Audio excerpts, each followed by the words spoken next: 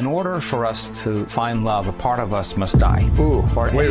Why do we need to die to find love, or part of us? Because anything that's not love in us must die. Oh. And that's the difference between knowing the path and walking the path. Well, all the people that you've seen have successful long-term relationships. What is the thing that you see them do extremely well versus... If you can't forgive, you'll never have love. Wow. The love that we withhold is the pain that we experience lifetime after lifetime. That's how it is.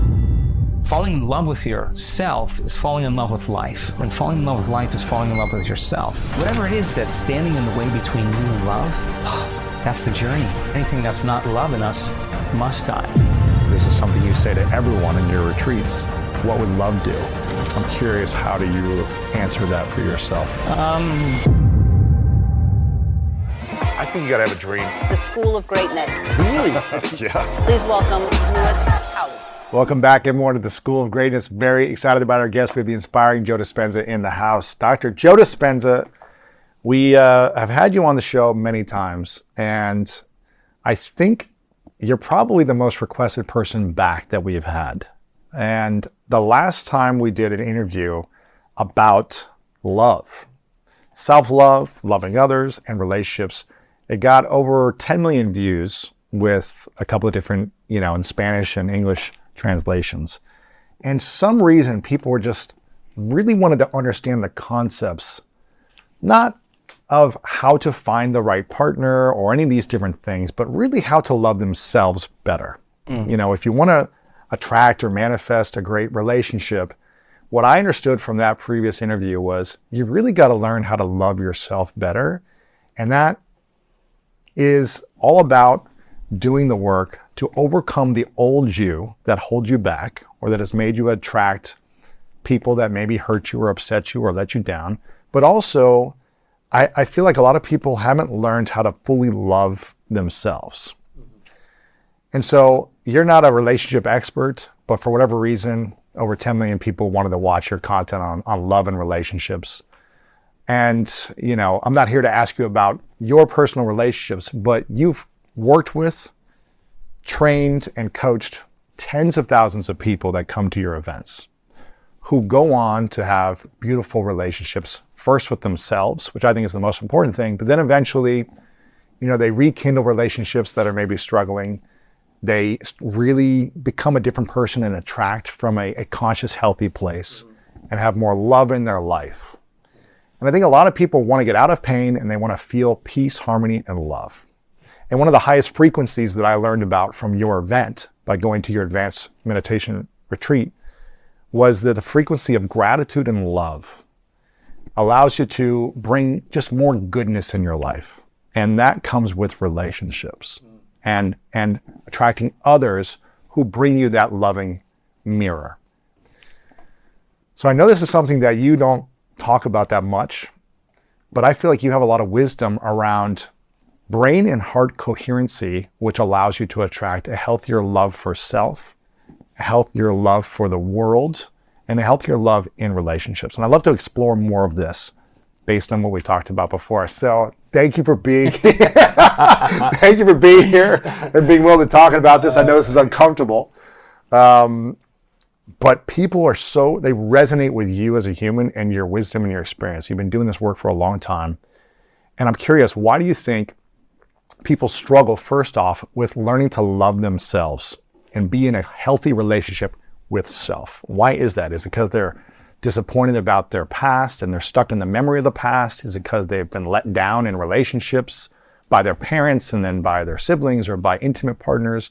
Or is it just they don't believe they're worthy of love? Yeah, I think at our true core, at our true source is pure love. That's what I think it is. And I think there's always more love to experience. I don't think there's an end to that. So people who hate themselves will hate others. Mm-hmm. And people who are angry with themselves will be angry at others. People who are impatient with others will be impatient with themselves, will be impatient with others. People who are unhappy with themselves will punish other people until they feel unhappy. It's just our nature as human beings. But when people are truly grateful for themselves or for their life, they're grateful for others. So people who love themselves naturally love others. People who are okay finally with themselves are okay with others. It's just kind of how it is. So one of the things that people have as a limitation to the understanding of love is that they're feeling something other than it. And in order for us to find love, a part of us must die. Ooh, Or wait. anything- Why do we need to die to find love, or part of us? Because anything that's not love in us must die. Oh, And that's the difference between knowing the path and walking the path, right? So one of the things that we want to teach people in the work that we do is to understand how to manage their energy, right? And how to manage their attention. When you feel love, which is just a word, by the way, and people have their own experience of what that is, you tend to feel more whole. And when you feel more whole, you tend to want less. When you truly feel love, it is very different than being selfish. You're kind of more selfless. And when you're in your heart, you're more prone to give, you're more prone to care, you're more prone to be present, you're more prone to be grateful, you're more prone to be kind. That's the consciousness of that center. It is the creative center. It's the union of opposites. It's the union of polarities. It's where oneness, where our divinity starts, right? There can't be enough said about that center. So if you just did an inventory of the amount of time you feel love during the day and the amount of time you feel other emotions like resentment or impatience or frustration or judgment or jealousy, any other one of those emotions, that is the opposite of love. Fear is not the opposite of love. It is the separation from love. Pain and suffering, they're not the opposite of love. They're the separation from it. That anger and hatred and hostility and violence, they're not the opposite of love. They're the separation from love, right? So then if you're living in survival, and living in survival is living in stress, and living in stress produces a cocktail of chemicals and hormones that make you feel something other than love. Turns out the majority of time people are feeling something other than love, and they're feeling some of those other emotions. So you only get good at what you practice, right? And those emotions will drive certain human behaviors that are primarily universal and will cause us to think in very predictable ways, right? So the separation from love because of an event or a trauma or whatever it is causes people to view their life through a different lens than love, right? Okay, so teach a person how to stop feeling those emotions of survival, right? Because in survival, it's not a time to create. no. When you're in survival, it's not a time to communicate. It's not a time to learn. It's not a time to cooperate. It's not a time to get along. It's time to run, fight, or hide. And when you're in survival, you're very selfish. You're self-indulgent. You're self-important. You're self-aggrandizing. And you're full of self-pity. It's all about the self. We're self-involved in so many ways. And that means that once I'm okay and I'm happy, then everybody else could be happy. And so in survival, and we're feeling those emotions, we're doing everything we can to make that feeling go away, right? So it turns out that if you're in that state where you're in survival and it's not a time to create or not a time to love or not a time to open your heart, not a time to learn, you're compromised in a lot of ways. So bring that into a relationship with peers, with coworkers, with relatives, with family, with a partner. Then the fundamental question is, what would love do in a relationship? I think that's a really important question. Now, we have different relationships with different people, and because we've had experiences with different people, because we've had experiences with them, we have neurological circuitry that is a memory that we can relate to that person. In fact, I see you based on the memory I have of you. I'm filling in my idea of Lewis based on my memory of him. So I'm not really seeing you. I don't see things how they are. I see things how I am, right? So your brain only can see equal to how it's mapped. So based on my experience, I super like you. You're a great guy. We get along. We have a lot of things in common. And so I see you that way. And the feeling that I have from my interactions with you causes me to be attracted to you. Like, you're a cool guy. We hang out. We have great conversations. And so when I see you, there is a sense of love. There's an energy. There's a connection. There's camaraderie. There's some type of union, right? Those are healthy relationships. And as long as we're honoring one another, that relationship will continue and foster really great outcomes. You have a relationship with someone like an ex or someone who's betrayed you, you have a different memory of that person based on your experience. Which triggers a different feeling, right? Which triggers a different feeling that's based on experience. And so then it makes sense then that the stronger the emotion you feel towards that person, the more you pay attention to them. And where you place your attention is where you place your energy. So you're giving your power away to change to that person or that circumstance. And it's entirely possible that your reality is staying the same because your energy is the same. That you, in fact, are contributing to that reality staying exactly unchangeable, right? So then you take a person, and they've had a moderately difficult past. Everybody's got a story, but when does the story end? You know, right? And now is the new later, right? I mean, it really is. Now is the new later. Yeah, like if you want to change that now, okay, so the person understands fundamentally they haven't changed since that event. They're feeling the same emotion they felt from 20 years ago, and somehow their personality is in the past, right? Okay, so the person then has to overcome that emotional state. And so they're sitting in the meditation, and it's part of their identity, and meditation is getting beyond yourself. And as you're sitting there, all of a sudden you start getting frustrated and angry and resentful towards your ex. You're one of two choices. Just go fully down that rabbit hole for the next hour and see how that feels at the end. Or ask yourself, is this loving to me? Justified or not, the only person it's going to affect is me. Is this loving to me or for me? Yeah, it was not either one. Right, It's right. not either one. Okay, so if I could, in my meditation, really say, okay, this isn't loving to me. I know this isn't right. Even though I want to make them wrong, I'm just going to work. I'm going to work on settling my body down from that emotional state. If I'm successful at regulating that emotion and no longer allowing the body to feel that emotion, I'm inhibiting that thought and feeling, that image and emotion, I'm breaking that conditioning response. If I'm successful at doing that, if I lower the volume to that emotion, I'm going to take my attention off that person or problem, which means I'm going to be taking my power back, right? Because I'm going to draw my energy. I'm going to build my own field, right? I'm no longer giving them my power to change energetically. I'm no longer giving them my attention, my energy.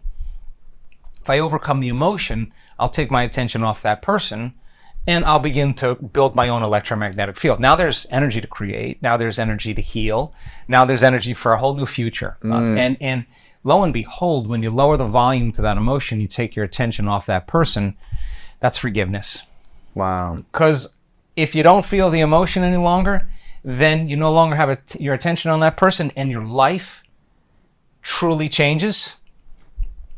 You'll never hold on to that emotion again. But why are so many people holding on to resentment of what someone did in a relationship in their past versus allowing them to find forgiveness and peace about it? Maybe it's not agreeing that it was okay what they did, but why do people hold on to resentment for so long or anger about a past? I think it's because people are afraid it's going to happen to them again. Oh.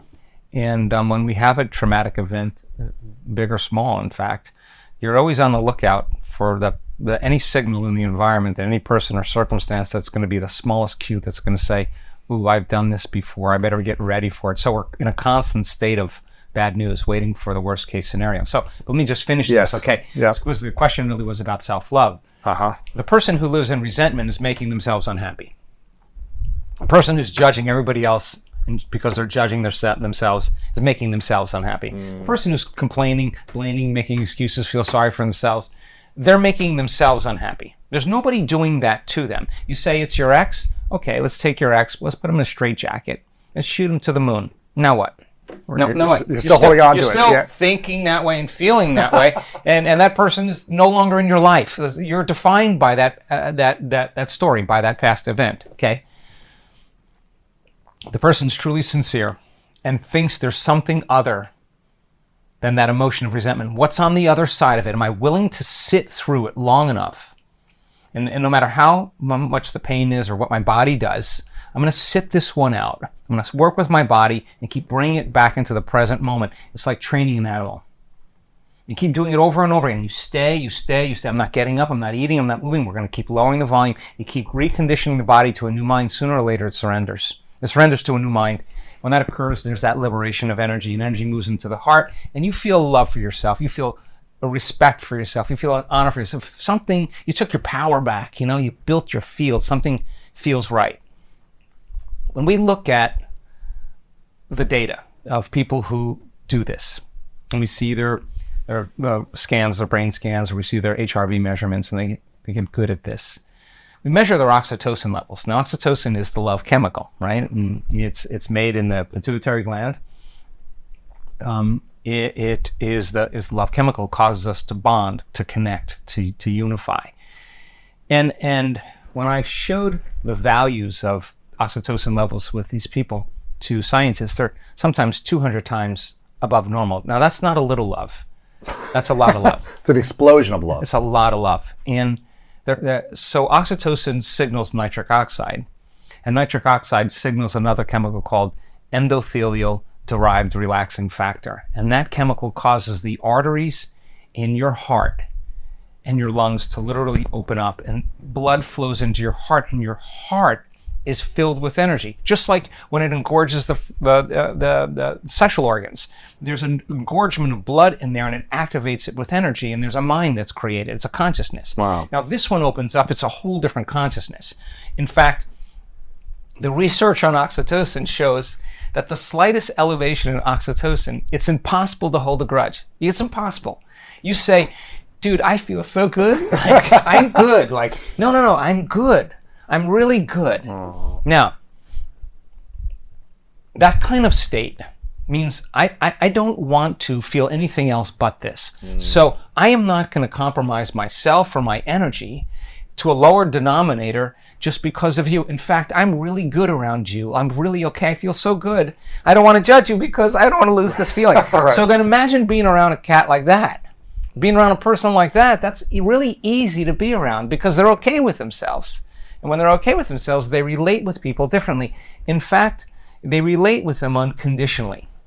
They just love them unconditionally, and that causes an attraction. It causes a bond, right? So one of the things I learned last year in watching people, in this work and week-long events, I do my best to pay really close attention. Looked out at an audience one day, and I looked out in the room. We just finished a walking meditation. Everybody sat down, and I kind of glanced around the room, and everybody had this radiant smile. And I said to them, hey, who's making you happy, by the way? Who's making you happy? There's nobody doing that to you. You're doing that to you. You're making yourself, you're not relying on anybody in your life to do that. Now, that is an attractive energy. That's the person who relates well with money. There's a relationship with money. They relate well with people. They're very giving. They're very caring. They want nothing in return. They're more present because that's who they're practicing being. And so there's a natural affinity, a natural attraction because the person is really present and they're really okay. And something is different about them. Something is unique about them. So the relationship we have with people, when we're in that state where we're really okay with ourselves, so we've made ourselves happy, we're really happy with ourselves, allows us to love we'll find beauty through the lens of love in anything and no one else sees it, right? Getting there is the overcoming process. That is what creates self-love. Now, to be very clear, I think many people, and I think I'll include myself, we confuse pleasure with love. And it's not the same thing. What's the difference? Well, pleasure is doing something that makes you feel good, but has nothing to do with love. Love has everything to do with something that you feel independent of pleasure. When you overcome yourself and you arrive at your goal, you reach your dream, you never give up on yourself. You had hard moments, you fell to your knees, you brushed yourself up, you got up, and you showed up again for yourself. It's amazing to watch this. I watch it at week-long events. I watch people literally change in 7 days, and they showed up when they said, I'm too tired, I have a handicap, I have a disease, I don't understand how rough my past is, I'm an addict, I was in jail, my mother was abusive, they showed up in spite of I'm too old, whatever that is. You keep showing up for yourself, you start feeling really worthy to receive. And the universe only gives us what we think we're worthy of receiving, right? So when you're in love, you're in a whole lot less lack. And if you're in a whole lot less lack, in a sense, you're moving closer to source. And that's a really good feeling. So practice that every day. Practice that every day in your relationships with people, your relationship with your body, your relationship with money, your relationship with your phone, your relationship with your car, your relationship with everything would be different. Yes. And so the overcoming process is the becoming process. You make yourself happy. You no longer need anybody to do that for you. You have a person in your life who is conscious that wants to make themselves happy and share their joy and their love with somebody. Yes. Well, you have something really unique. It's really special. And love is a very bonding chemical. It's a very bonding energy, right? If you look at oxytocin levels in mammals, you typically see it when the female has just given birth and she's grooming the offspring and she's touching it and licking it and nudging it and taking care of it. There's oxytocin levels are released through the limbic brain, through the midbrain. That's the bonding brain. They're smelling, they're connecting, and they're attracting one another. It's creating a connection. A honeymoon stage of relationship where there's a lot of intense connection, a lot of intimacy, releases oxytocin, creates monogamy, it creates a bond that creates unity, creates connection, right? So I show the values to some of the scientists and some of my colleagues, and they see oxytocin levels 200 times normal. They're like, dude, what are you doing? Like, what is going on? Is it couples week? What is going on here? And I say the same thing. I say, number one, I want people to fall in love with their future, just like they fall in love with another person, because then if they do, they're bonded to that future, just like they're bonded to another person. Secondly, if you truly, truly want to connect to pure love, to source, to singularity, to oneness, to wholeness, to the fertile void, to vacuum energy, whatever you want to call that, universal intelligence, that's pure consciousness, that's pure love.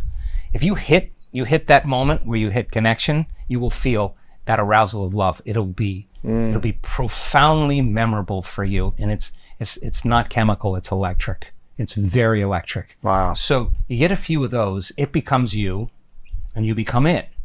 And so your love for the divine, your love for the mystical, your love for the unseen, your love for source, the love affair begins. And it's like being in love. No one can tell you you're in love, you just know it. And it gets really hard to miss a date. Imagine you go and connect every day, and you start your day from that place. That's a relationship. That's a relationship with the world that you're bringing. So I think the overcoming process is part of it. I think it's practicing getting to that place.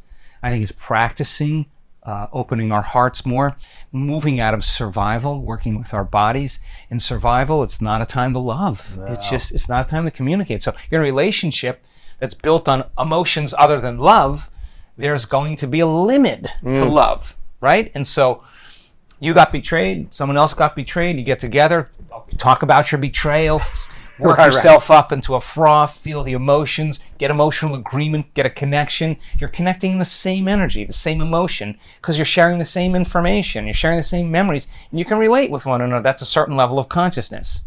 At your events and your retreats, I was at one a year ago. I think there's 2,500 people there, the one that I went to.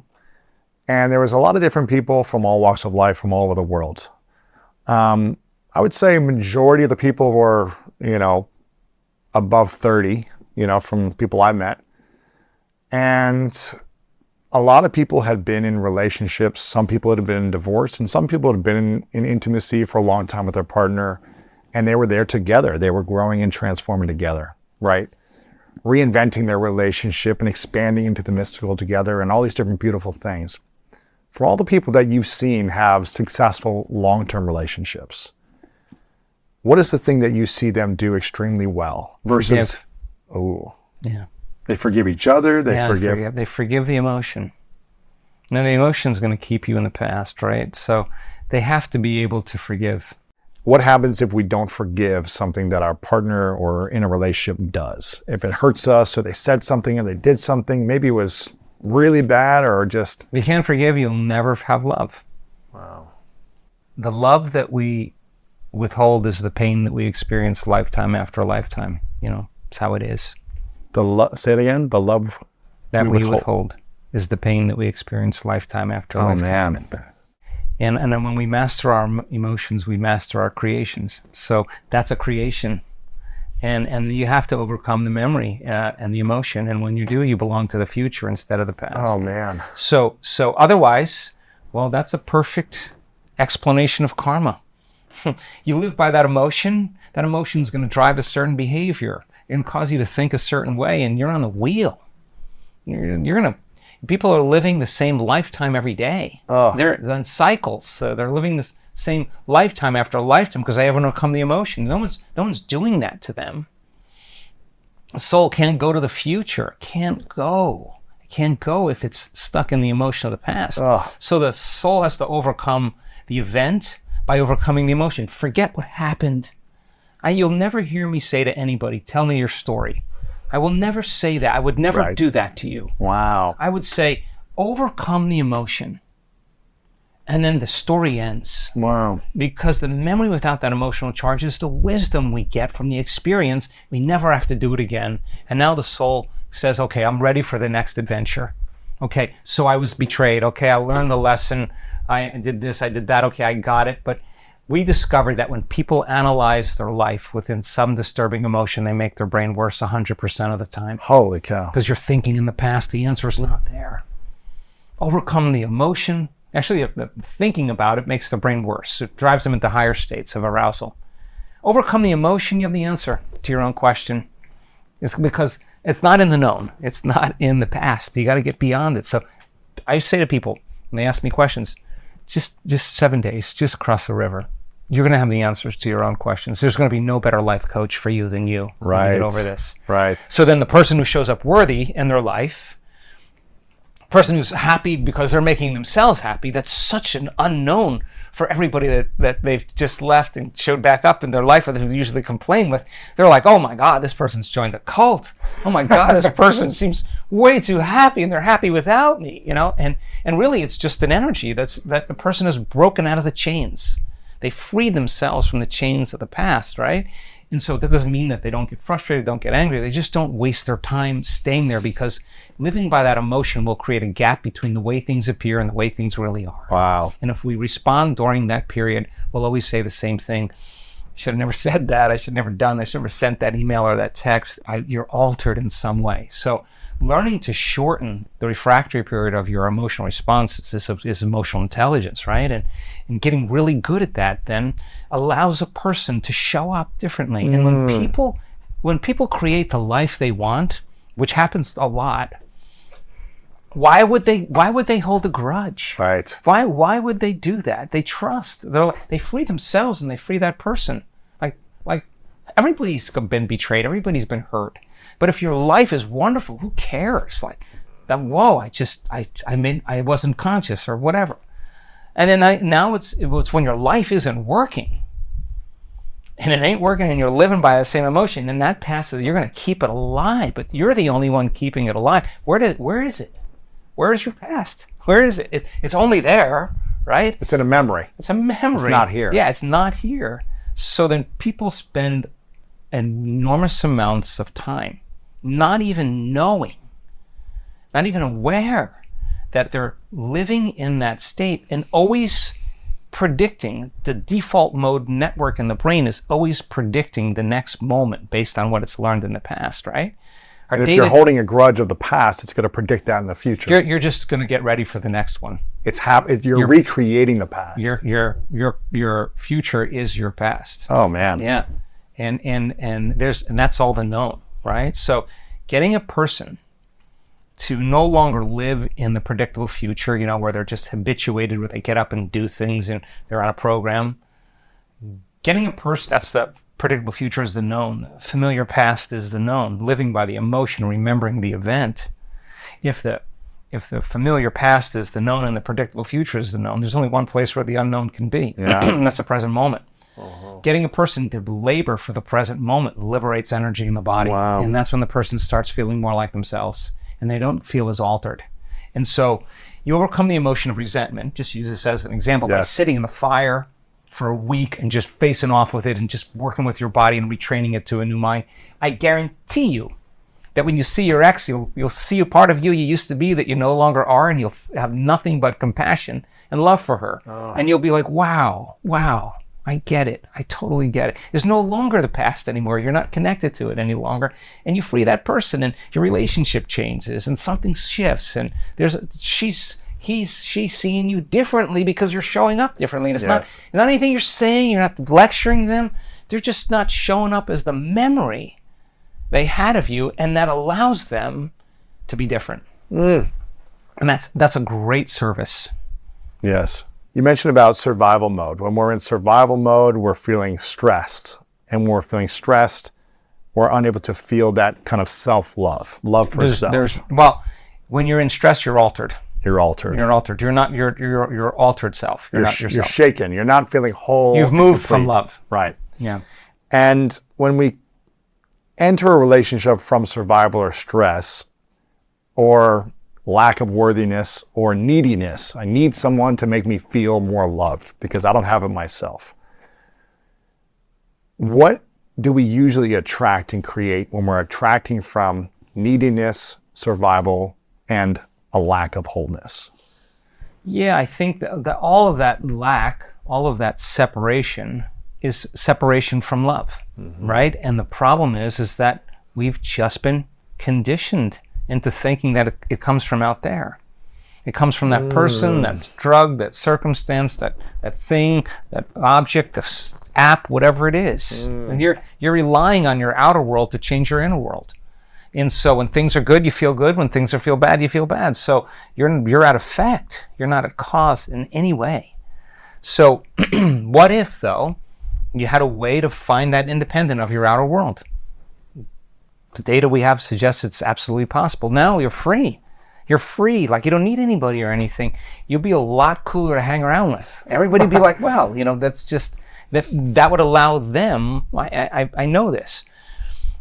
Your presence would allow them to move out of survival.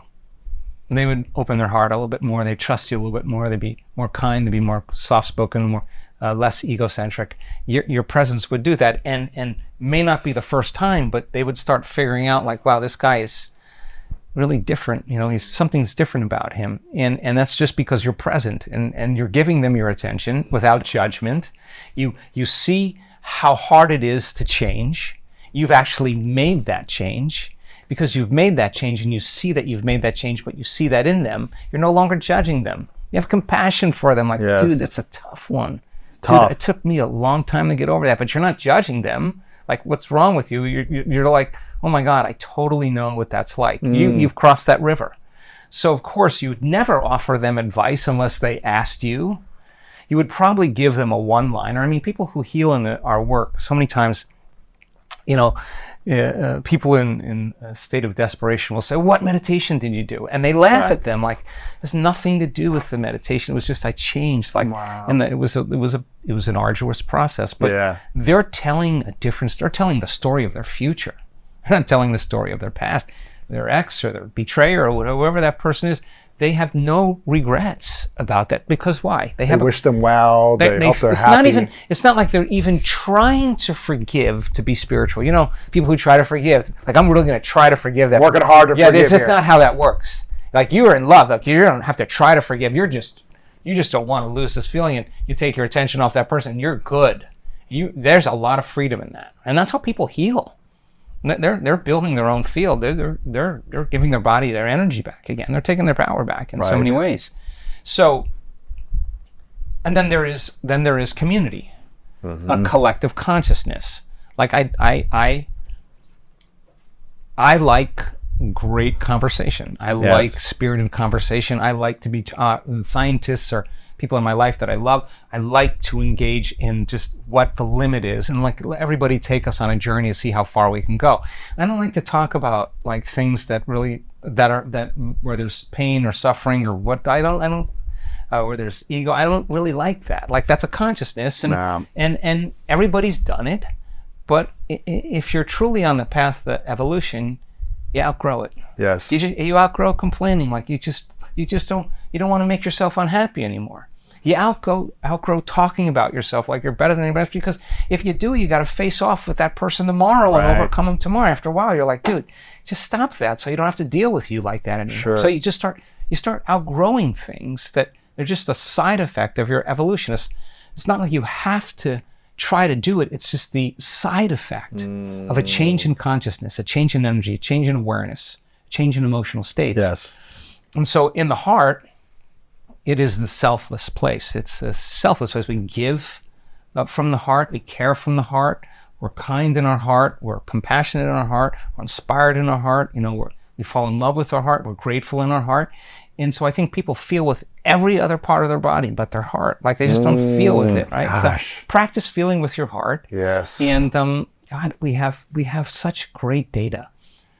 We put these monitors on people for 24 hours, right? And I used to think primarily it was women that had these moments. Now we're seeing that men have them too. In fact, the men whose spouses take them or partners take them to an event and they really don't want to come, those guys are going to be fine. They have really, really big moments. So we see them in their meditation where you can these little blocks of 5 minutes and you see the heart just drop into coherence, and it's just beautiful lines, beautiful looks. You can see this. It's very easy to see. You see this person sustaining it for 45 minutes during their meditation. So you're like, all right, this person nailed it. You go to the next meditation, another 45 minutes again. Done it once, done it twice. Looks like this person's getting a skill. All of a sudden, they do it a third time, another 45 minutes, and then lo and behold, those 3 meditations in one day. Then they're in their room, and they're unpacking and getting ready for bed. They're still wearing the heart rate monitor, and while they're not in a meditation, for 1 hour, while they're just unpacking and getting ready, there's an enormous amount of heart coherence that's taking place for a whole hour. Why? Because just like a person who has a panic attack, who's embracing the worst case scenario in their mind every day and emotionally feeling the anxiety and the fear if that event actually occurred, that image of that emotion, that stimulus and response, that thought and feeling has conditioned the body to become the mind of anxiety. The body has a panic attack with you or without you. Try as you may to control it with your conscious mind. You can't control, you program it subconsciously, right? So is it possible to have a spontaneous love attack? That's what she had. She had 1 hour or her body went into ecstasy. Wow. And you could see it. I said, a love attack. A love attack. Wow. I said to her, what did you do? She said, and I saw it. She got in bed and she laid down and rolled over and went to sleep. So you see her about 1 hour and 10 minutes, perfect heart coherence, and just see it drop off into sleep. 1,400 different chemicals released to restore and repair the body. So the love that you feel is the glue that creates connection on a cellular level, on a molecular level, on an atomic level. Peel the atom all the way back right to the center of the nucleus, and you have nothing but energy. And that energy is what's called low entropy. And low entropy is high order. And high order is high energy. And it's a lot of power. So as you move closer to that source of everything physical and material, we have such great data to show that people actually run into it. And when they do, their autonomic nervous system goes into these elevated states of high gamma brainwave patterns. Now, gamma is super consciousness. Gamma is very conscious, very aware. So the person's whole entire autonomic nervous system is processing hundreds of standard deviations of gamma outside of normal. That's not a little gamma. And it's so coherent. Now, the autonomic nervous system touches every single cell in the body. It controls and coordinates all those systems, right? So now imagine stress is autonomic dysregulation, incoherence. This is autonomic regulation, but this is not a little regulation. This is an enormous amount of energy that's taking place in the brain. And the autonomic nervous system's on fire, and every single cell in the body is getting touched by that frequency. And that frequency is carrying information, and energy is informing matter, and that connection creates that feeling of pure love, of ecstasy, or bliss. And now the person takes a piece of it with them, they become more of it, and it becomes them.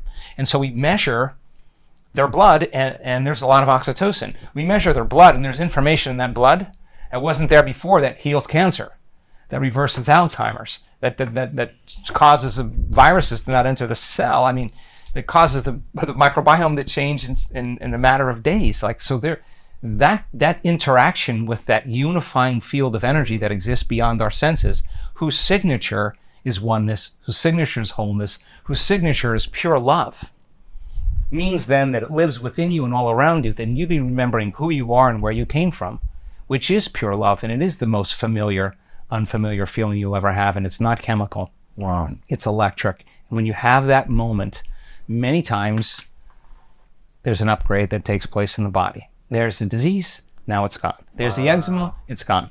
There's a myasthenia gravis, now it's gone.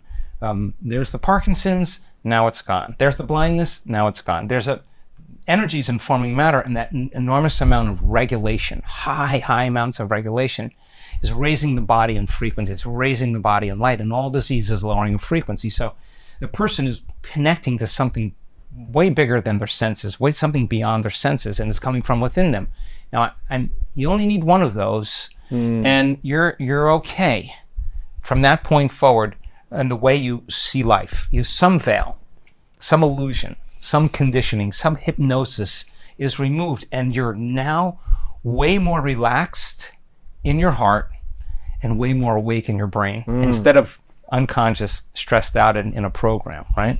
And when I think you're more awake in your heart and your brain, you start to attract more great opportunities, and you start to see, is this person in alignment with my type of resonating in that consciousness. Exactly. And you'll be able to find your tribe. It'll be as obvious as anything. Exactly. Whether you're looking for a partner or friends or community or a business place to work, partner that you can trust. Exactly. You resonate and you feel that, and the heart is a strong element in the creative process. So if you have a coherent brain, then you're sending the signal out into the quantum field. That's the potential in the quantum field that you're selecting, that already exists, and you got to have an intention. And the more coherent the brain, the more the electrical signal takes place in the field. But if you want to create the experience, the synchronicity, the opportunity, you got to need a coherent heart. And the heart is the magnetic field, and the magnetic field draws things to us. So now we don't have to go get it any longer, because that's what we do in three-dimensional reality. All of a sudden you start noticing, I really didn't do anything. Well, I got the email, I got the phone call, I got the opportunities, and I met this person who led to this, and wow, and all of a sudden I have this life. And so if you're going to believe in that future that you're imagining with all of your heart, it's got to be open and activated. We train people to get in that place. And when they're in that place, they have wonderful relationships with everything and everybody, because they're okay with themselves. Yes. Can you explain? I love this explanation. At your retreat, you talk about this over and over, sending an intention with a signal from your thought out into the field. Yeah. And then with your heart, drawing this intention from the physical world to you physically. Yeah. Can you explain? Every time you say this, I love it. And it just reminds me about the power of intention and having a coherent heart and brain connection, right? And those are the tools. Being so clear on your thought and thinking of why you want this thing, not wanting it from a place of lack, but already feeling grateful, all these different things that you teach in the retreat. But can you explain what this does when you have a signal from the brain and you have a magnet from the heart? How does that work in the physical world? And how can we apply this to, if someone's been single for a long time and they're like, you know what, I'm ready for love. I'm ready for a greater connection, and I've let go of my past. I've forgiven. I feel like I'm in a space that's allowing me to feel love myself, and I'm allowing to bring a partner to me. How does this connect to that as well? Okay. Well, let's talk about how we typically create. Okay. We basically create in lack or separation. And you're walking down the street and you see someone with a nice car and you're like, oh, I love that car, and you don't have it. Yeah. You want that car because you don't have it. So you're going to go out and work or do whatever you can to get that car. And in order for you to get that car, we're in the plane of demonstration. You got to do things. So there's the thought of having the car, and then there's the experience of having it. And the distance between the thought of the car and the experience of getting it is called time. Yes. Right? That's separation.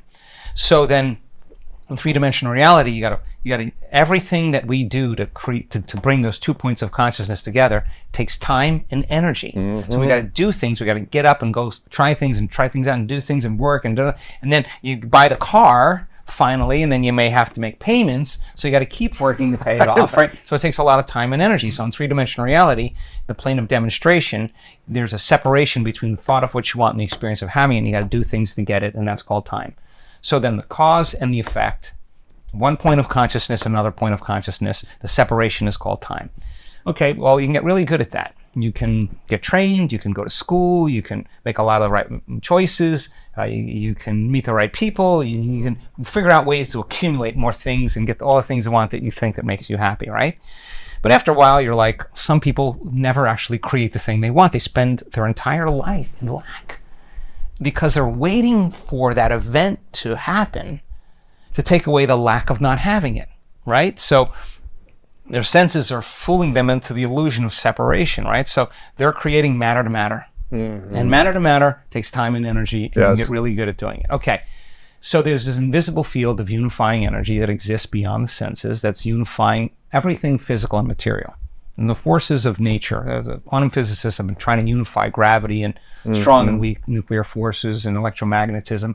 There's some intelligence that's keeping all of this in order after an explosion. Like, after there's an explosion, there's normally disorder, but we got a lot of order here. So unifying all those principles is really what quantum physics is about, and finding mathematics to do it. But undeniably, in this realm, in the quantum realm, there's no separation.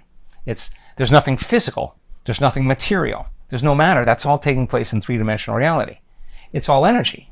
It's all frequency. It's all vibration. It's all information. It's all consciousness. It's all thought.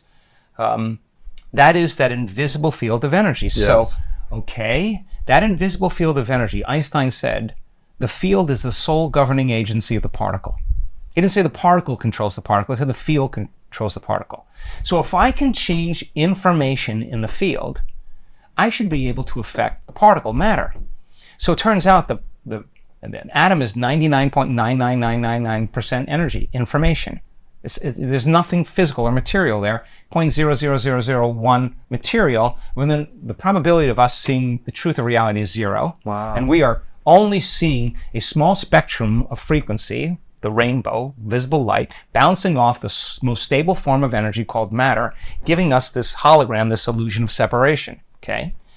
So if there was a way to create from the field instead of from matter and move closer to source and create from a place of wholeness and less from separation, I'd have to be able to get to the field. Yes. So then if where you place your attention is where you place your energy, and you develop the ability to take all of your attention off your body, all of your attention off all the people in your life, all the objects and things, your cell phone, your car, your house, whatever, all the relationships, all the people, all the places you need to go, the place you're sitting, the place you grew up, the place you sleep, the place you work, and nothing about the predictable future or the familiar past, and settle into the present moment, you would go from a somebody to a nobody. From a someone to a no one, from something to nothing, from somewhere to nowhere, from some time to no time. That is the moment you're pure consciousness. You would be disinvesting all of your attention, all of your energy out of this three-dimensional reality, out of the known, and placing it on the unknown.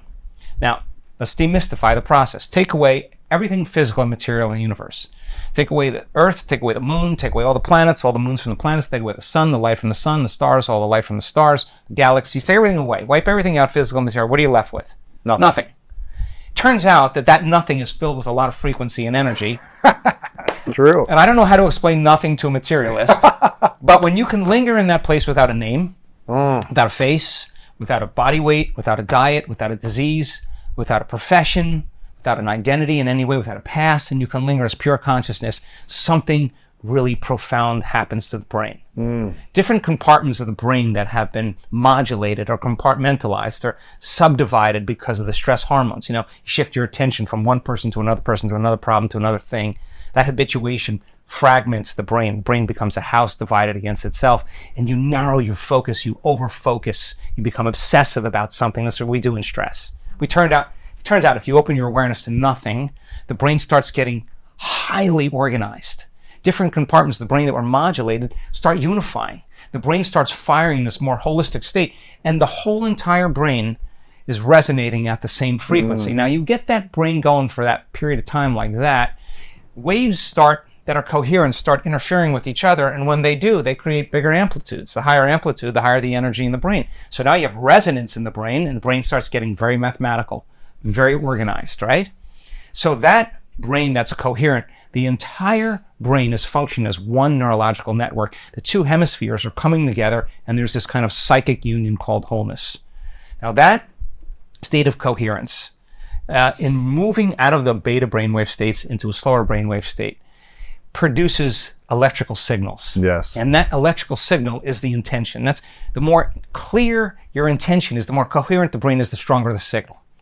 Okay, so if you decided to create from the field instead of from matter, and you were just pure consciousness, and I asked you to send the signal out from a coherent brain, and whatever that thing is that you wanted, we trained you how to do that, then you would be shimmering the entire vacuum, that entire void. You are that. You're not you any longer. You're the source, right? So if you're the source and you're sending the signal out, then you're touching the consciousness of everybody, of everyone, of everything, of everywhere, of every time.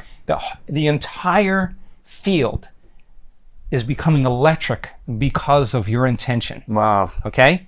Now, if you're source, why would you go anywhere to get anything?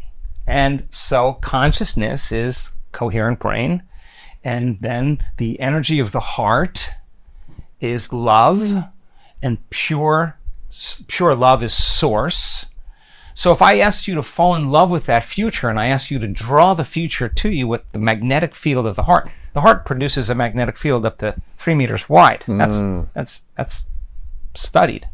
So now, love is the glue that holds the atom together. Okay, if I get a coherent heart, the more coherent my heart is, the more energy in my heart, the more I can draw my future to me. So you send the signal out, you draw the experience to you, and now you don't go anywhere to get anything. When there's a vibrational match between your energy and some potential in the quantum field, when there's a match, you start seeing those synchronicities. You synchronize your energy to that possibility. And so you start seeing the coincidences and the synchronicities and the opportunities. I'm not talking about a parking space. I'm talking about like real life events. Yes. This is a critical moment for people, because I think people don't realize how powerful they really are. When that event happens in their life, they will look back at every single betrayer, everything that happened in their past, and they won't care. They won't care any longer. That's the moment their past no longer exists, because they're proving to themselves what they innately already know that they may have forgotten. Which is and what? That is that the creator of their life. And when you have that synchronicity, you are humbled by the truth, and you feel this sense of greatness, like real greatness. Like, I am honored to be human. I'm honored to be alive. I'm honored that I actually created. It's not the wealth. You can ask anybody in our community. It's not the health. It's who you became. And people think they want this or they want that, but I'm telling you, what they want is wholeness. Yes. And when you have wholeness that you no longer want, how could you want when you're whole? Game change is really amazing. And so the closer we get to source, and that's our work, how deep can you go? And we teach people how to go as deep as they can. There's a brainwave state that takes place that I can predict. When we see it, I know the person's going to have a big moment. In fact, we can predict it, we can replicate it, and we can induce it.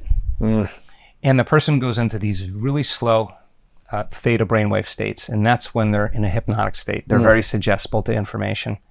And they're in coherent theta, and when they move outside of normal, we know the next moment is they're going to hook up, and the brain's going to go into gamma, and they're going to feel a whole lot of love. Not a little love, like a lot of love. And it's going to be an arousal, and it's going to be ecstasy. It's going to be bliss.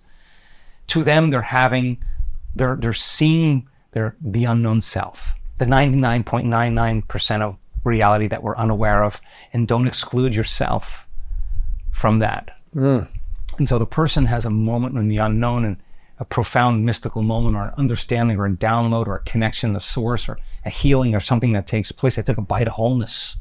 They took a bite of it. Right? They became more whole. And when you're more whole, you don't need as much. That's right. And when you don't need as much, you're really cool to be around. Like, it's really easy to be around you. In fact, if you're so whole that you feel so abundant that the only thing you want to do is give, we have people in this work that have created millions of dollars, and they're giving it away. And the more they give it away, the more money they keep getting. That's the experiment for them. That's their experiment. They're trying that out as an experiment. Why? Because an abundant person would never hold on to anything. They have more than they need. So the side effect of creating from the field instead of from matter shortens the distance between the thought of what we want and the experience of having it. And that means there's less time. And the greater frequency, the closer we are to source, the less separation is 2 points of consciousness. It means there's less time, and it should happen in a shorter amount of time in three-dimensional reality. And that event, it's none of your business when it's going to happen or how it's going to happen. Key. Because the moment you try to predict it, you're back to the Newtonian model of reality. You're wanting and needing again. You're laying a known over the unknown. And the consciousness that lives within us, that source, says, I honor free will. Go for it. Do it your way. Yes. And so we have to lay down the very thing we used our whole life to get what we want for something greater to occur. And that's not an easy thing. Oh, man. Is it? Because there's such a propensity to jump in there and do, right? I Jump in there know. and control it or force it. And we control, we force, we predict, we fight for it, we manipulate, we cheat, we lie, we steal. We do everything when we're matter, trying to change matter to take away that lack or separation. But if there's an alternative way to do that, to shorten the distance between one point of consciousness and another point, between cause and effect, and you start believing that you're the creator of your reality, you stop trying so hard. You start, people in this work, I think that the excitement for me, and what I'm proud of in terms of our community, is that they do the work. Not because they have to, or they want to please God, or do the right thing. It's not that. They don't want the magic to end in their life. They don't want it to end. It's not like, oh, geez, I got to go create my life. It's kind of like, someone sent me a text just yesterday, a very, very, very wealthy, very successful person. And he said to me, I need to take a break from creating. Like, I'm going to take a break. Is that okay? Is it okay? Like, his whole life has just gotten super beautiful. And he's so alive again. All these wonderful things happen. He said, I almost don't feel worthy. Almost don't feel worthy. There's so many great things. I said, you know how many times you showed up for yourself? You aren't worthy. That's why it's happening. Yes. You aren't worthy. You showed up, man. If you don't show up, you don't believe you're a creator. You show up, it means you do believe. And so many people, as I said, they may say, well, I think this stuff works, but I don't know if it works for me. Well, this is a big moment. Wow. Because if you don't show up, then you don't believe it's possible. Right. But if you show up, you still believe it's possible. So showing up for yourself every day, investing in yourself, is investing in your future. And people say to me, well, I did it for 2 weeks and nothing happened. I would say to them, you're not that good. Like, I don't know what else to tell you. Right. It's not like it doesn't work for you. It's just like, learn a little bit more knowledge. Understand what you're doing. Your health condition isn't changing. Okay. Your relationship, you want a relationship, and you want a relationship in love, and you're living the 3/4 of your day in fear. You think you're going to attract love. You got to be able to feel that feeling instead of fear. And when it's the hardest, it matters the most. Then you're worthy. Right. You're worthy of love. You are worthy. When you get to that point where you're worthy of love, it's not like entitlement. Like, I'm worthy of love. That's not how that works. You are worthy of it. You're so worthy of it. You're okay without anybody. That's when it gets really good. That's powerful. When you don't need it. Well, because you don't need anything. Because you feel whole. Exactly. Now I call that the natural state of being. That's why we practice so much, relaxed in the heart and awake in the brain, because there are so many biological changes, neurological, genetic changes that take place in that present moment. So many wonderful changes. So the person who wants the wealth, the person who wants the relationship, they can't be saying, or the health, they can't be saying, well, how come I'm not healed? The person who's The person who's in the process of healing would never say that. That's the person, that's the old self Right. that says, how come I don't have a new relationship? Well, we'll figure it out. Like 2 weeks went by, and were you spending the rest of your day in fear and in lack? Were you hating yourself and hating your life? What do you think? You think you're worthy of love at this point? You're not gonna be happy. No one's gonna make you happy until you make you happy, right? And true. that changes everything. You find that person, and they're happy for no reason. And not just happy like always happy, but a sensibility that they can manage themselves and manage their emotions and manage their attention in such a way that's admirable. Like you're inspired by that person. Your relationship, the person that you're with, is an inspiration to you. Like, wow, I'm inspired by this person. I'm moved by this person. I want to show up for this person. I want to give as much as they give in this relationship. I want to care as much as they care. I want to be as kind as they are. I want to see when everybody else reacts, this person doesn't react. Something is cool about that person. That gives the person or the people that we're in relationship permission to show up differently, and that's when it becomes infectious. That's when it becomes wonderful. I want to ask you two final questions, because I could go on for hours with you as always, but I want people to digest this, because the explanation of the signal and the magnet, I want people to watch that on repeat until they truly understand it and practice it, because when you understand that is the game. It's figuring out how to make this happen and create this looping effect of sending out the signal with your pure intention and drawing it back in with your heart. And at the same time, feel the emotion of your future before it happens. Oh, because in the quantum, so big. In the quantum, you got to feel it to experience it. You do. In Before it's here. Yeah, in three-dimensional reality, you experience it when it happens, and you feel it afterwards. In the quantum, you got to feel it to experience it. And whatever you experience in the realm beyond space and time and emotionally embrace must manifest in this space and time. It's the law. Let's go. Let's go. But my point is that Yes. if it doesn't happen in 2 weeks, don't give up. Yes. The experiment continues. What does that mean? It means that you got to fill your brain with more knowledge. You got to practice more. You got to be more present. You can't be thinking about your coffee or you're thinking about what happened yesterday. You're not there.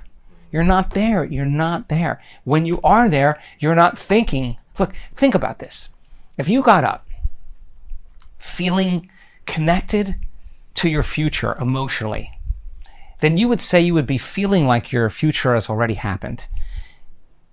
If you feel the emotions of your future before it happens, you would no longer look for it. You only look for it when you don't feel connected to it because you're in lack or separation. Try that out with your eyes open the entire day. I'm going to sustain my energy, put more attention on my inner world, just a little bit more, relaxing my heart and waking the brain. Let me tune in to that future. Let me feel it when I'm at the stoplight. Let me feel it when my best friend's complaining to me. Let me feel it when I'm washing the dishes. Let me just practice my own thing as an experiment. I do this just to see. The more I tune in, the more I draw it to me. It's no longer about the event. It's getting so lost in the effort, so lost in the act, that the act actually creates the experience. You're too involved in what you're doing. When you default back to the old person and feel the same emotion, don't expect your life to change. You just return back to the same state of being, the same energy. There's no one or no person or no thing doing that in your life. If you say it's that person or that thing, you're back to being at effect in your life. So then being a cause in your life then is not trying to rush and get it done. Getting back in your life is actually being present in the moment and just try something else differently. Draw it to me. So the brain coherence and heart coherence is producing a Wi-Fi signal. And now you're connected. Now you're hooked up. Right. When your brain is incoherent, you're incoherent. When your brain is incoherent, you have no Wi-Fi signal. You don't have a connection. When your heart is not coherent, you have no Wi-Fi signal. You have no connection. You're separate. You're too far from the router, from your source. So tuning up the autonomic nervous system, tuning up the nervous system, like hitting a tuning fork by tuning into energy and frequency. Keep doing that. Boy, we see just really, really wonderful things. I mean, I always say to the scientists, all those meditations on nothing, and you're getting all of this incredible data, there's got to be information in that energy and that frequency that's not coming from their senses. It's not coming from the candy bar or the drug or the diet. They're not taking anything. And yet there's information in their blood look like they were. Where is it coming from? Right. It's coming from the field. And so the person dials down the neocortex and moves into theta. Theta is hypnosis. You're suggestible to information. But in hypnosis, you're plugged into reality with your senses. You're getting instructions, you're hearing things, you're seeing things, and of course, you're suggestible and you can program a person. But the person's sitting in a meditation. Their eyes are closed. There's music playing. Yes. They're not connected to their outer world at all, but they're still suggestible to information. And there's only one other place you can get information from, and that's frequency.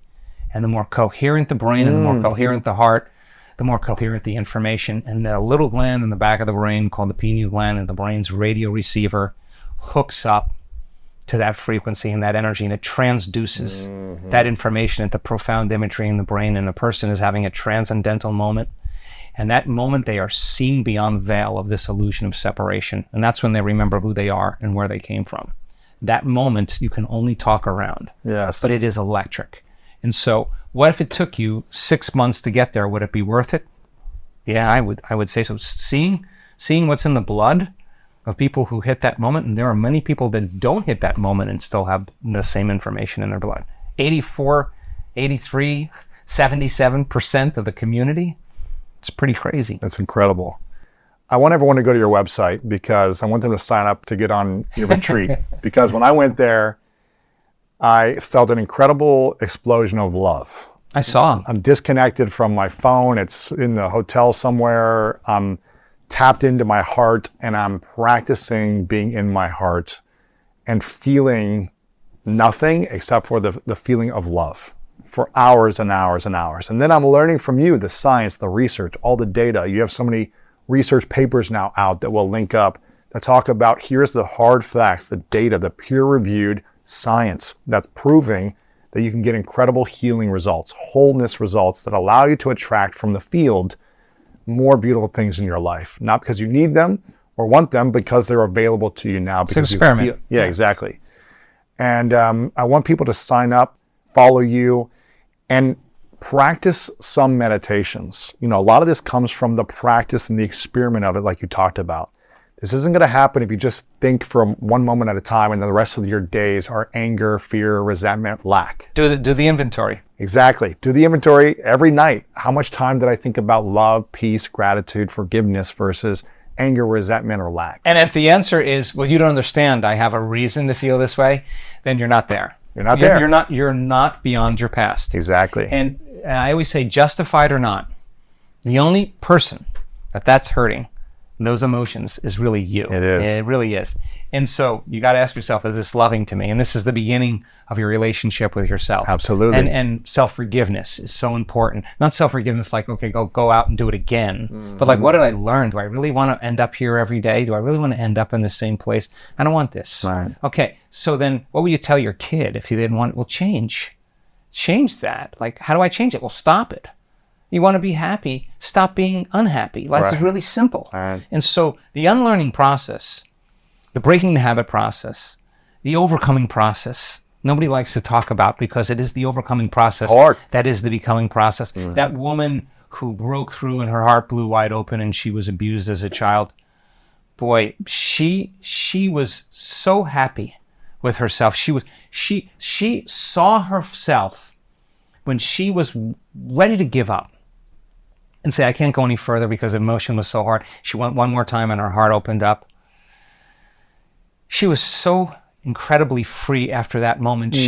She literally moved out of her past into her present moment. And when she was making that decision, when she saw like all the days that she never missed a meditation, and she fell in love with that person. She fell in love with that person. And it was that future self that was drawing that past self to her in love. There's a future you. There's a future me that already exists. It's more mystical, more loving, more abundant, more free, more unlimited, more genius, more cool. And it's you, right? And so the overcoming process then is the difficult process, because so many people rather just get on their cell phone, get distracted, scroll through TikTok or social media, and just regulate their emotions by something else happening. They're not conscious they're doing that, but that's what they're doing. In this case, we're asking you to do it on your own, right? Yes. So you're sitting through the fire, and you're not going for the cell phone. Man, it's like you're You're in the river of Yeah. change, Oh, man. and it's uncomfortable, and it's uncertain, and there's unpredictability, and it's the unknown. But man, that is the place to create from, not from the Absolutely. known, from the unknown. So, getting people into that place where they're uncomfortable and okay with it, and understanding that there is a future that already exists. You just have to become it, right? Become that person. So it's not your wealth; it's who you become. It's not your health, it's who you become. You can ask the people who healed, ask the people who are abundant. They'll say, no, that wasn't it. And you can talk to the people who had really profound instantaneous healings. Instantaneous healings. I get them on the stage, and for 10 minutes, they're talking about how amazing they feel from the experience. And finally, I say to them, will you tell the audience, oh yeah, I was blind and now I can see. Oh yeah, I had Parkinson's, now I don't have any. Like the event is more powerful than their healing. The healing is consequence of them overcoming, right? And it's the overcoming process that is the becoming process. That's the relearning process. That's the reinvention process, right? And that's what we live for. And so we overcome our fear, we overcome our resentment, we overcome our anger, our betrayal, and we become something else. We're moving closer to source, we're moving closer to love. And it's not something that you have to try to do. It's just who you become. It's not like you have to try to forgive. You just feel so good, you don't want to feel anything else, right? And you're more resilient, you're more healthy, you're more whole. Imagine like people who are super wealthy, a lot of times they say to me, and we're talking billions, they say, we're miserable. We're in agony. And I say, why? And they say, because I can't enjoy a sunset anymore. I can't relax. I don't know how to do that. Like I don't know how to do that. I can't even appreciate life. And yet somehow, when we overcome ourselves and we feel more love, we're more prone to give. Why? Because we want people to feel the way we feel. Yes. That's not like I'm doing this to please anybody.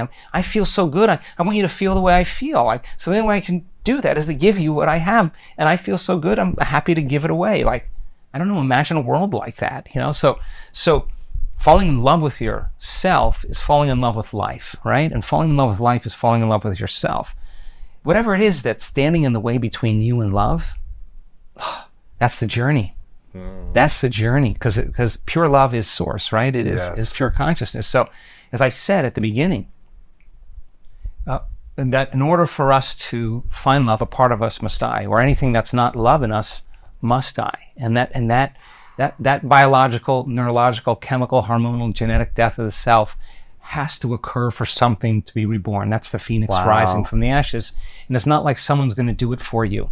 Nobody's going to choose you. That you are endowed with the free will as pure consciousness, as a creator that has fallen from source to such a degree of separation. You have your own free will to create reality any way you want. So then your job then is to reinvent whatever that is in your life, whatever that dream is. And I say to people all the time, I don't care what it is. I don't care whatever it is you want.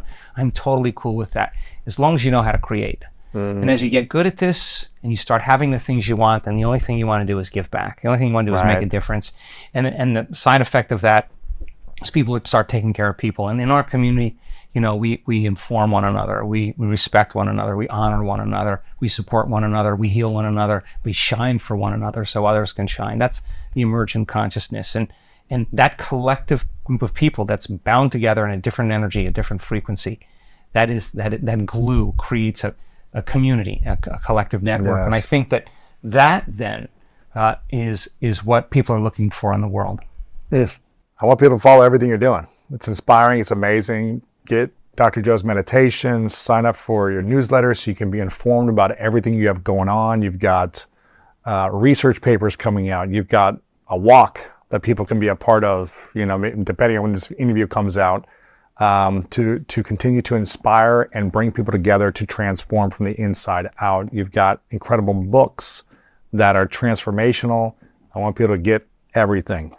So check it out. I've been to for the last 11 years, I've done a lot of different workshops. I've done a lot of meditation retreats. I've been to India. I've done so many different things. I've done extreme cold, extreme heat. I've done a lot of different healing modalities, therapies.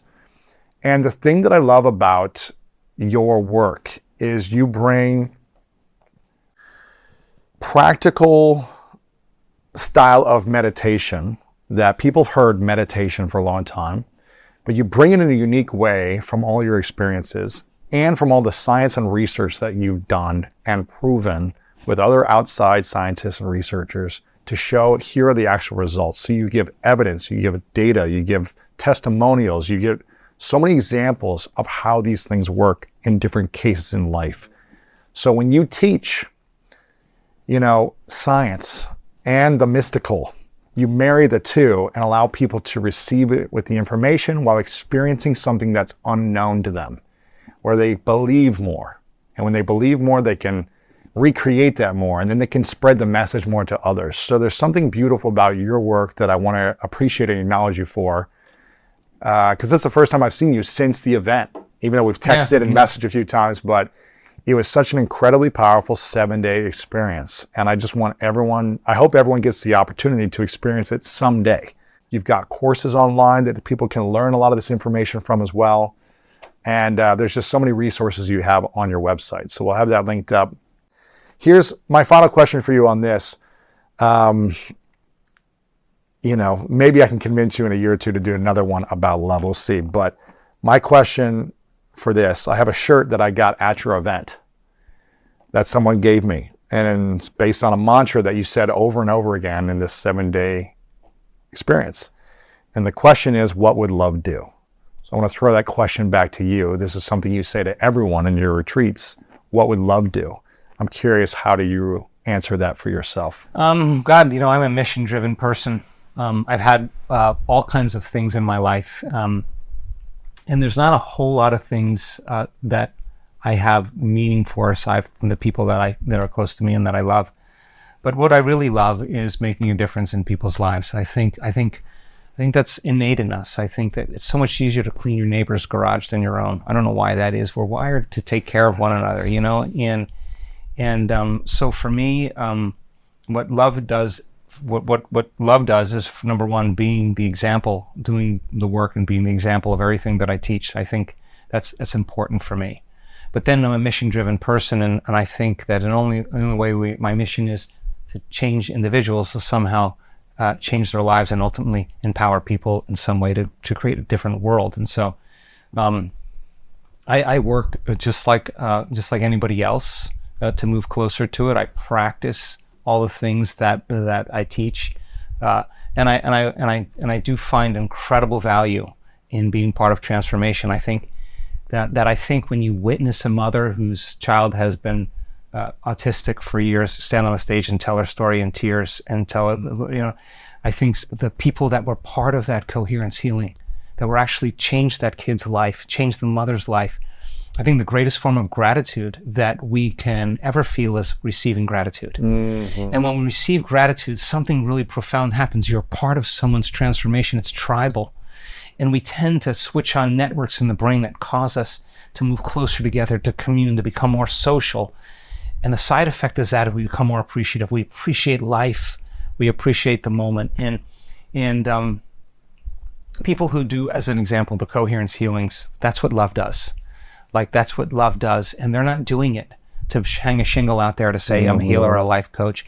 They're doing it because they're getting so much out of the experience. They're a part of a person's change, and empathy. Yes. This kind of human empathy awakens, where you realize that we're all connected on some level. We're wholeness in parts. Every individual is part of the whole. And if we change enough individuals, we can change the whole. And whatever that point is, I don't know. But for me, what love does in some way is to be the example in our lives, to show people what it looks like, to be something other than what's normal and natural, different from the collective consciousness in some way, and dare to be original enough. In the beginning, you'll be considered foolhardy and insane, and you pull it off, and then you're a genius, you're a mystic, right? And so I'm sure that many people in this work that faced off with their family and friends when they were given a hard diagnosis had to come up to terms with themselves and really look to see, do I love myself enough to do this? And showing up every day and falling in love with yourself every day is a great antidote for the healing process. So for me, I want to be. I watched a woman open her eyes for the first time in Cancun and saw for the first time. I was standing right there. I wanted to be there. I wanted to celebrate with her. I wanted to be right there in that moment when she opened her eyes. I wanted to be right there. I wanted to experience her joy. I want to celebrate with her. Like, to me, that's the gift of life. That is what I think. That's what love does. And the effect of love is caring and kindness and healing and connection. No judgment, no conditions. It's a never-ending process of discovery, right? And every mystical experience I've had, where I felt profound feelings, has always led me to the understanding that there can't be any more love to this until the next one. But then there is more. And then there is more. I'm like, my God, man, I have just shaded myself. So then surrendering fully to love, right? Surrendering fully to love every day is a mystery. Where does it lead me? I don't know. But the unknown has never let me down up until this point. So that brings me, for me, the greatest joy, to somehow make a difference in people's lives. And the body, which has been conditioned to be the mind, is 95% of who we are, right? By the time we're in the middle of our life. So there's David and Goliath. And the body's just saying, look, you think you've been making all your decisions your whole life? Actually, you haven't. The body has been making these decisions because it's the mind. So then the body says, okay,